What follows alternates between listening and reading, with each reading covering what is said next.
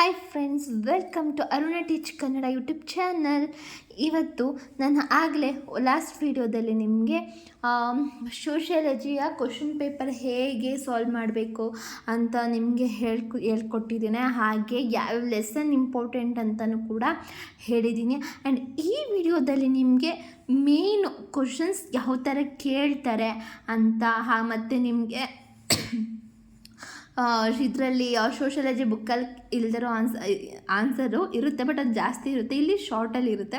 So ನಿಮಗೆ ಆ ಒಂದು ಆನ್ಸರ್ಸ್ ಬೇಕು ಆ್ಯಂಡ್ ನಾನು ನಿಮಗೆ ಅನಿಸಿದ್ರೆ ನನ್ನ ಟೆಲಿಗ್ರಾಮ್ ಲಿಂಕ್ ಇದೆ, ನಾನು ಡಿಸ್ಕ್ರಿಪ್ಷನಲ್ಲಿ ಆ ಲಿಂಕ್ ಹಾಕಿರ್ತೀನಿ. ಸೊ ನೀವು ಜಾಯ್ನ್ ಆಗಿ ನಿಮಗೆ ಯಾವ್ಯಾವ ಕ್ವಶನ್ ನಿಮ್ಗೆ ಆನ್ಸರ್ ಬೇಕು ಅನ್ನೋದು ನಾನು ಹೇಳಿ ನಾನು ಅದನ್ನು ನಿಮಗೆ ಕಳಿಸ್ತೀನಿ ಅಂತ ಹೇಳ್ತಾ, ಫಸ್ಟ್ ಟೈಮ್ ವಿಸಿಟರ್ಸ್ ಆಗಿದ್ದರೆ ಸಬ್ಸ್ಕ್ರೈಬ್ ಮಾಡಿ, ಹಾಗೆ ಪಕ್ಕದಲ್ಲಿರೋ ಬೆಲ್ ಐಕಾನ್ನ ಕ್ಲಿಕ್ ಮಾಡಿ, ಹಾಗೆ ಕೊನೆವರೆಗೂ ವಿಡಿಯೋ ನೋಡಿ ಸ್ಕಿಪ್ ಮಾಡಿಬಿಡಿ. ನಿಮಗೆ ನಿಜವಲ್ಲೂ ತುಂಬ ಯೂಸ್ಫುಲ್ ಆಗುತ್ತೆ ಈ ಒಂದು ವಿಡಿಯೋ ಅಂತ ಹೇಳ್ತಾ, ಇಷ್ಟ ಆದರೆ ಕೊನೆಗೆ ಲೈಕ್ ಮಾಡಿ, ನಿಮ್ಮ ಅನಿಸಿಕೆಗಳನ್ನ ಕಮೆಂಟಲ್ಲಿ ತಿಳಿಸಿ, ಹಾಗೆ ನಿಮ್ಮ ಫ್ರೆಂಡ್ಸ್ಗಳಿಗೂ ಕೂಡ ಶೇರ್ ಮಾಡಿ ಅಂತ ಹೇಳ್ತಾ ಇವಾಗ ವಿಡಿಯೋ ಸ್ಟಾರ್ಟ್ ಮಾಡೋಣ. ಆ್ಯಂಡ್ ಬ್ಲಾಕ್ 1ನಲ್ಲಿ ನಿಮಗೆ ಯಾವ ಥರ ಕ್ವಶನ್ ಕೇಳ್ಬೋದು ಅಂತಂದರೆ, ಸಮಾಜಶಾಸ್ತ್ರದ ವ್ಯಾಖ್ಯೆ ಹಾಗೂ ಸ್ವರೂಪವನ್ನು ತಿಳಿಸಿ, ಸಮಾಜಶಾಸ್ತ್ರದ ಅಧ್ಯಯನ ಕ್ಷೇತ್ರಗಳು ಯಾವುವು, ಸಮಾಜಶಾಸ್ತ್ರದ ವಿಷಯ ವ್ಯಾಪ್ತಿಯ ಬಗ್ಗೆ ಬರೆಯಿರಿ, ಹಾಗೆ ಸಮಾಜ ವೈಜ್ಞಾನಿಕ ಸ್ವರೂಪವನ್ನು ತಿಳಿಸಿ, ಮತ್ತು ಸಮಾಜಶಾಸ್ತ್ರದ ಇತಿಮಿತಿಗಳೇನು, ವಿಜ್ಞಾನ ಎಂದರೇನು, ಒಂದು ವಿಷಯವನ್ನು ವಿಜ್ಞಾನವೆಂದು ನಿರ್ಧರಿಸುವುದು ಹೇಗೆ, ಸಮಾಜಶಾಸ್ತ್ರ ಒಂದು ವಿಜ್ಞಾನವೇ. ಇದನ್ನು ಆ್ಯಕ್ಚುಲಿ 10 ಮಾರ್ಕ್ಸ್ ಕೇಳ್ಬೋದು. ಸ್ಟಾರ್ಟಿಂಗ್ದೆಲ್ಲ ಫಸ್ಟ್ನೇದು ಕೂಡ 10 ಮಾರ್ಕ್ಸ್ ಕೇಳ್ತಾರೆ, ಇನ್ನು ಮಿಕ್ಕಿದ್ದೆಲ್ಲ ಒಂದು 5 ಮಾರ್ಕ್ಸ್ಗೆ ಕೇಳ್ಬೋದು, ಆದರೆ 10 ಮಾರ್ಕ್ಸು ಕೂಡ ಕೇಳ್ಬೋದು, ಹೇಳೋಕ್ಕಾಗಲ್ಲ. ಹಾಗೆ ಸಮಾಜಶಾಸ್ತ್ರದಿಂದ ಆಗುವ ಉಪಯೋಗಗಳೇನು ಅಥವಾ ಸಮಾಜಶಾಸ್ತ್ರದ ಪ್ರಾಮುಖ್ಯತೆಯನ್ನು ಕುರಿತು ಬರೆಯಿರಿ, ಆಯಿತಾ. ನೆಕ್ಸ್ಟ್ ಅಧ್ಯಯನದ ಬ್ಲಾಕ್ 2ನಲ್ಲಿ ಏನು ಕೇಳ್ತಾರೆ ಅಂದರೆ, ಆಗಸ್ಟ್ ಕಂಪ್ಟ್ ಅವರ ಜೀವನ ಹಾಗೂ ಸಮಾಜಶಾಸ್ತ್ರಕ್ಕೆ ಅವರ ಕೊಡುಗೆಗಳೇನು, ಹರ್ಬರ್ಟ್ ಸ್ಪೆನ್ಸರ್ ಅವರ ಕೊಡುಗೆಗಳನ್ನು ಕುರಿತು ಬರೆಯಿರಿ, ಎಮಿಲಿ ಡರ್ಮಿಕ್ ರವರ ಜೀವನ ಹಾಗೂ ಶ್ರಮ ವಿಭಜನೆಯ ಸಿದ್ಧಾಂತ ಕುರಿತು ತಿಳಿಸಿ, ಮತ್ತು ಡರ್ಮಿಕ್ ರವರ ಆತ್ಮಹತ್ಯೆಯ ಸಿದ್ಧಾಂತವನ್ನು ಕುರಿತು ವಿವರ. ಆ್ಯಕ್ಚುಲಿ ಇದೆಯಲ್ಲ ಈ ಒಂದು ಕ್ವಶನ್ ಆ್ಯಂಡ್ ಈ ಕ್ವಶನ್ಸು ಆ್ಯಂಡ್ ಇದು ಕೂಡ ಇದನ್ನು ಅಷ್ಟು ಕೇಳಿಲ್ಲ, ನಾನು ಎಲ್ಲೂ ನೋಡಿಲ್ಲ. ಆ್ಯಕ್ಚುಲಿ ಇದೇನು ಅಷ್ಟೊಂದು ಇಂಪಾರ್ಟೆಂಟ್ ಅಲ್ಲ, ಬಟ್ ಆಗಸ್ಟ್ ಕಂಪ್ಟ್ ಅವರ ಜೀವನ ಹಾಗೂ ಸಮಾಜದ ಕೊಡುಗೆಗಳನ್ನು 10 ಮಾರ್ಕ್ಸ್ ಕೇಳ್ತಾರೆ, ಆಯಿತಾ. ಅದು ಕೂಡ ಇಂಪಾರ್ಟೆಂಟ್ ಆ್ಯಂಡ್ 5 ಮಾರ್ಕ್ಸು ಕೂಡ ಕೇಳ್ಬೋದು. ಆ್ಯಂಡ್ ಕಾರ್ಲ್ ಮಾರ್ಕ್ಸ್ ಸಮಾಜಶಾಸ್ತ್ರ ಹೇಗೆ ಶ್ರೀಮಂತಗೊಳಿಸಿದ್ದಾರೆ ಅದನ್ನು ಕೂಡ ಕೇಳ್ತಾರೆ. ಆ್ಯಂಡ್ ಮ್ಯಾಕ್ಸ್ ವೆಬರ್ಸ್ ಎಂಬ ಸಮಾಜಶಾಸ್ತ್ರಜ್ಞನನ್ನು ಕುರಿತು ಟಿಪ್ಪಣಿ ಬರೆಯಿರಿ. ಆ್ಯಂಡ್ ವೆಬರನ ಸಾಮಾಜಿಕ ಕ್ರಿಯೆ ಸಿದ್ಧಾಂತ ಕುರಿತು ಬರೆಯಿರಿ, ವೆಬರನ ಆದರ್ಶ ವಿಧ ಕುರಿತು ವಿವರಿಸಿ. ಇದೇನು ಅಷ್ಟು ಇಂಪಾರ್ಟೆಂಟ್ ಅಲ್ಲ, ಓಕೆನಾ. ಮತ್ತು ಅಧ್ಯಾಯ 3ಯಲ್ಲಿ ಸಮಾಜಶಾಸ್ತ್ರಕ್ಕೂ ಮಾನವಶಾಸ್ತ್ರಕ್ಕೂ ಇರುವ ಸಂಬಂಧ ತಿಳಿಸಿ, ಹಾಗೆ ಸಮಾಜಶಾಸ್ತ್ರಕ್ಕೂ ಅರ್ಥಶಾಸ್ತ್ರಕ್ಕೂ ಇರುವ ಸಂಬಂಧ ತಿಳಿಸಿ, ಸಮಾಜಶಾಸ್ತ್ರಕ್ಕೆ ಇತಿಹಾಸದಿಂದ ಆಗುವ ಪ್ರಯೋಜನಗಳೇನು ತಿಳಿಸಿ, ಸಮಾಜಶಾಸ್ತ್ರ ಹಾಗೂ ರಾಜ್ಯಶಾಸ್ತ್ರ ಒಂದಕ್ಕೊಂದು ಪೂರಕವಾಗಿದೆಯೇ ಚರ್ಚಿಸಿ, ಸಮಾಜಶಾಸ್ತ್ರ ಹಾಗೂ ಮನಃಶಾಸ್ತ್ರಗಳಿಗಿರುವ ಸಂಬಂಧ ತಿಳಿಸಿ. ಆ್ಯಂಡ್ ಇದರಲ್ಲಿ ನಿಮಗೆ ಇವೆರಡು ಇಂಪಾರ್ಟೆಂಟ್ ಆಗ್ಬೋದು, ಓಕೆನಾ. ಆ್ಯಂಡ್ ಸಮಾಜಶಾಸ್ತ್ರ ಸಮಾಜ ಎಂದರೇನು, ಸಮಾಜದ ಗುಣಲಕ್ಷಣಗಳನ್ನು ತಿಳಿಸಿ, ಸಮುದಾಯ ಎಂದರೇನು, ಸಮುದಾಯ ಮುಖ್ಯ ಮೂಲಾಂಶಗಳ ಹಾಗೂ ಇತರ ಲಕ್ಷಣಗಳು ತಿಳಿಸಿ, ಸಂಘ ಎಂದರೇನು, ಸಂಘದ ಲಕ್ಷಣಗಳನ್ನು ತಿಳಿಸಿ ಅಂತ 5 ಮಾರ್ಕ್ಸ್ ಕೇಳ್ಬೋದು, 10 ಮಾರ್ಕ್ಸ್ ಕೇಳ್ಬೋದು. ಹಾಗೆ ಸಂಘ ಎಂದರೇನು, ಸಂಸ್ಥೆಯ ಲಕ್ಷಣ ತಿಳಿಸಿ, ಸಂಘ ಮತ್ತು ಸಂಸ್ಥೆಗಳಿರುವ ವ್ಯತ್ಯಾಸವನ್ನು ತಿಳಿಸಿ. ಆ್ಯಕ್ಚುಲಿ ನಮಗೆ 2024 ಜುಲೈ ಸೈಕಲ್ವರೆಗೆ ಕೇಳಿದರೆ ಆ್ಯಕ್ಚುಲಿ ಈ ಕ್ವಶನ್ನು, ಸಂಘ ಮತ್ತು ಸಂಸ್ಥೆಗಿರುವ ವ್ಯತ್ಯಾಸ ತಿಳಿಸಿ ಅಂತ. ಮತ್ತು ಸಂಸ್ಕೃತಿ ಎಂದರೇನು, ಸಂಸ್ಕೃತಿಯ ಲಕ್ಷಣಗಳೆಂದರೇನು ಅಂತ 10 ಮಾರ್ಕ್ಸ್ ಕೇಳ್ಬೋದು, ಅಥವಾ ಸಂಸ್ಕೃತಿ ಎಂದರೇನು ಅಂತ 5 ಮಾರ್ಕ್ಸ್ ಕೇಳಬಹುದು.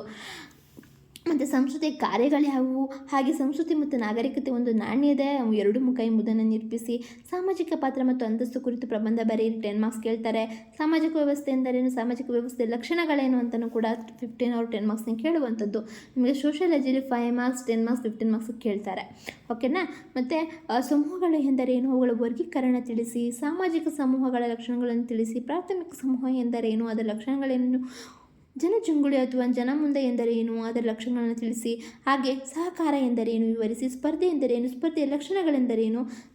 ಇದಲ್ಸೋ ಇಂಪಾರ್ಟೆಂಟ್, ಇದರಲ್ಲೂ ಕೂಡ ಇಂಪಾರ್ಟೆಂಟೇ, ಎಲ್ಲ ಇಂಪಾರ್ಟೆಂಟೇ, ಯಾಕೆಂದರೆ ಯಾವ್ದು ಕೊಡ್ತಾರೆ ಅಂತ ಹೇಳೋಕ್ಕಾಗಲ್ಲ ಬಟ್ ನಿಮಗೆ ನಾನು ಸೋಷಿಯಾಲಜಿ ನಾನು ಆಗಲೇ ಒಂದು ವಿಡಿಯೋದಲ್ಲಿ ಅಪ್ಲೋಡ್ ಮಾಡಿದ್ದೀನಿ, ಅಂದರೆ ಲೆಸನ್ಸ್ ಯಾವುದು ತುಂಬ ಇಂಪಾರ್ಟೆಂಟ್ ಅಂತ. ಸೊ ಅದನ್ನು ನೀವು ಓದ್ಕೊಳ್ಳಿ. ಹಂಗಂತ ಇದರಲ್ಲಿ ಇಂಪಾರ್ಟೆಂಟ್ ಅಂತಲ್ಲ, ಆ್ಯಕ್ಚುಲಿ ಮೇನ್ ಕ್ವಶನ್ಸ್ ಎಲ್ಲ ಆಲ್ಮೋಸ್ಟ್ ಇಲ್ಲಿ ಬರೋದೇ ಆಲ್ಮೋಸ್ಟ್ ಎಲ್ಲರೂ ಎಲ್ಲಂದರೆ ಎಲ್ಲ ಕ್ವಶನ್ ಪೇಪರಲ್ಲಿ ಕೇಳಿದ್ದಾರೆ. ಸೊ ನಿಮ್ಗೆ ಇಂಪಾರ್ಟೆಂಟ್ ಹೇಳ್ತೀನಿ, ನೀವು ನಿಮ್ಮ ಮೇಲೆ ಡಿಪೆಂಡ್ ಆಗುತ್ತೆ ನೀವು ಯಾವುದು ಓದ್ಕೊಬೇಕು ಅಂತ, ಓಕೆನಾ.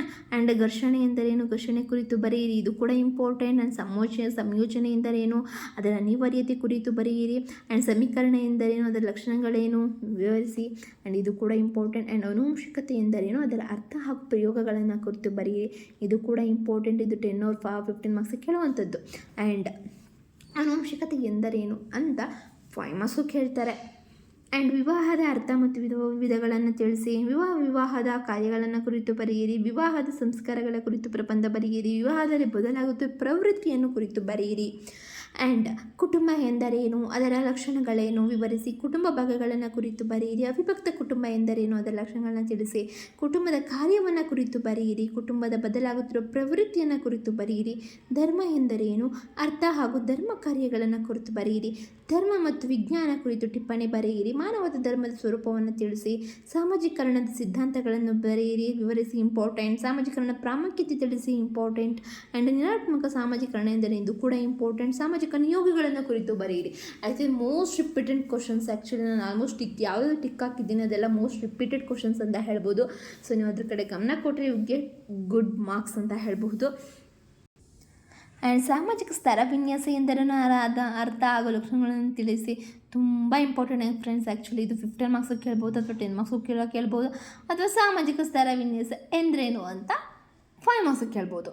ಆ್ಯಂಡ್ ಸಾಮಾಜಿಕ ಸ್ತರ ವಿನ್ಯಾಸದ ಬಗ್ಗೆ ತಿಳಿಸಿ. ಜಾತಿಯನ್ನು ವಿವರಿಸಿದ್ದೇನೆ, ಅಷ್ಟೊಂದು ಇಂಪಾರ್ಟೆಂಟ್ ಅಲ್ಲ. ಮತ್ತು ಸಾಮಾಜಿಕ ನಿಯಂತ್ರಣದ ಅರ್ಥ ಮತ್ತು ಸ್ವರೂಪವನ್ನು ವಿವರಿಸಿ. ಸಾಮಾಜಿಕ ನಿಯಂತ್ರಣ ವಿಧಗಳೆಷ್ಟು, ಅನುವರ್ತನೆ ಕುರಿತು ಬರೆಯಿರಿ. ಅಪವರ್ತನೆ ಕುರಿತು ಬರೆಯಿರಿ. ಸಾಮಾಜಿಕ ಬದಲಾವಣೆ ಎಂದರೇನು, ಸಾಮಾಜಿಕ ಬದಲಾವಣೆ ಇತರ ಅಂಶಗಳನ್ನು ಕುರಿತು ಚರ್ಚಿಸಿ. 15 ಮಾರ್ಕ್ಸ್ ಕೇಳ್ತಾರೆ.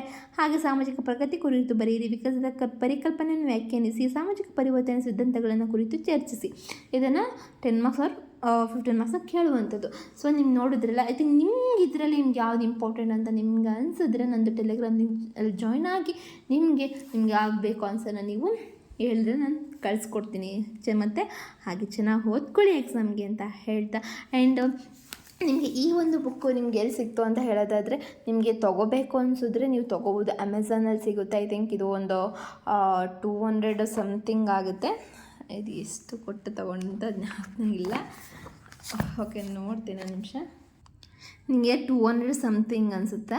ಸೊ ನಾನು ಇದನ್ನು ತಗೊಂಡೆ. ಬಟ್ ಆ್ಯಕ್ಚುಲಿ ನಾನು ಇದನ್ನು ಇದ್ರಲ್ಲಿ ಕೊಡ್ತಾರೋ ಕೊಡಲ್ವೋ ಅಂದ್ಕೊಂಡೆ ಸ್ವಲ್ಪ ನೆಗ್ಲೆಕ್ಟ್ ಮಾಡಿದೆ. ಇದನ್ನು ನಾನು ಅಷ್ಟು ಓದ್ಕೊಳ್ಳೇ ಇಲ್ಲ. ಬಟ್ ನಾನು ಏನು ಮಾಡಿದೆ ಅಂದರೆ ನಾನು ಟೆಕ್ಸ್ಟ್ ಬುಕ್ನೇ ರೆಫರ್ ಮಾಡಿದೆ. ಆ್ಯಂಡ್ ಇದರಲ್ಲೂ ಕೂಡ ಸ್ವಲ್ಪ ರೆಫರ್ ಮಾಡಿದೆ. ಬಟ್ ಇದಂದೇ ನಾನು ಓದ್ಕೊಂಡಿದ್ರೆ ಅಂದರೆ ಇದರಲ್ಲಿ ಇದು ನಿಮ್ಗೆ ಏನು ತಿಳಿಸ್ಕೊಟ್ಟೆ ಅವರೇ ಆ ಕ್ವಶನ್ಸ್ಗಳೇ ನಾನು ಓದ್ಕೊಂಡಿದ್ದೆ ಇನ್ನೂ ಚೆನ್ನಾಗಿರ್ತಿತ್ತು. ಆ್ಯಂಡ್ ಇನ್ನೂ ಬೆಟರಾಗಿ ಬರಿಬೋದಾಗಿತ್ತು ಅಂತ ನನಗೆ ಪರ್ಸ್ನಲಿ ಅನ್ನಿಸ್ತು.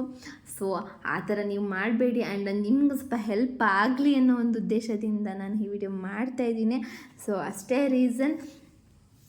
ಆ್ಯಂಡ್ ನಿಮ್ಗೆ ತೊಗೋಬೇಕು ಅನಿಸಿದ್ರೆ ಅಮೆಝಾನಲ್ಲಿ ನೀವು ಸರ್ಚ್ ಮಾಡಿ ತೊಗೋಬಹುದು.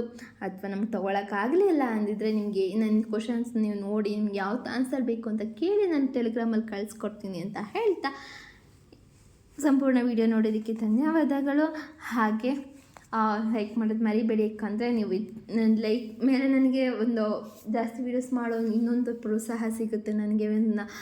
ಸೆಕೆಂಡ್ ಇಯರ್ ಆಗಿರ್ಬೋದು, ಇನ್ನೂ 3rd ಇಯರ್ದೆಲ್ಲನೂ ಕೂಡ ನಾನು ಮುಂದಿನ ದಿನಗಳಲ್ಲಿ ಅಥವಾ ಮಾಡ್ತೀನಿ ಅಂತ ಹೇಳ್ತಾ, thank you for watching my video. Bye, take care.